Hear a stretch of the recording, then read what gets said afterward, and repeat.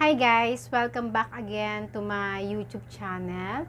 It's me, Gracie. Sa mga hindi pa nakasubscribe sa aking YouTube channel, mag-subscribe na po kayo. So for today's video, i-share ko po sa inyo yung mga herbal na ininom ko last few days na meron akong dry cough, meron akong sipon at ubo. So sharing is caring, that I want to share to all of you na ito, ang first na aking ininom is oregano. Ayan po. Nakakaalis siya ng sipon at ubo. Then, sinamahan ko siya ng kalamansi. Ayan po. Then, meron din akong nilagay na luya. Ang ginagawa ko po is, ilalagay ko sa kaldero or sa kawali. Papakuluan mo po o sa kaserola. Pakuluan mo lang siya ng 3 to 5 minutes. So, nilagay ko yung luya. Luya is pwede kang bumili ng worth 5 or 10 pesos. So, napakatipid lang nun. Then, nilagyan ko siya ng isang dahon ng oregano. Pagkatapos naman nun, pagkatapos kumulo ng 5 minutes, lalagyan ko naman ng kalamansi. Yun po, depende sa inyo kung lalagyan nyo ng asukal or honey ang yung iniinom. Sa akin naman is nilagyan ko ng konting sugar.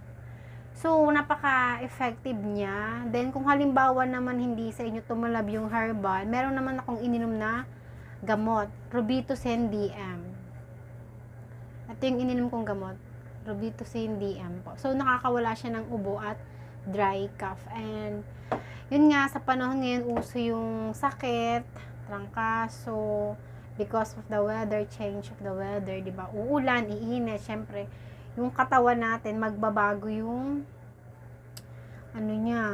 temperature. Iinit, uulan, so, maninibago yung ating mga katawan. Kaya nagkakaroon tayo ng trangkaso, ubo, sipon, and sana po nakatulong, yun lamang po, kung meron kayong kapitbahay dyan na may oregano, hingi po kayo, or pwede nyo rin bilihin kung ayaw naman ibigay. So, yun lamang po. Sana po gumaling po tayo lahat sa ating mga sakit. So, health is wealth. Mas importanteng masigla tayo, right? Marami kang ang pera, hindi ka naman healthy. So, kailangan natin alagaan ang ating mga sarili. Sa panahon ngayon, yun nga lang. Low pressure, yan. Isa pa yan sa nagkakaroon ng sakit yung mga bata. Lalo na sa mga mommies, nahihirapan din sila pag nagkakaroon ng sipon ng mga baby. So, sa mga breastfeed, pwede kayong uminom neto. Sa mga nagpa-breastfeed, pwede kayong uminom neto. Kasi herbal naman siya. So, madidedi ng baby.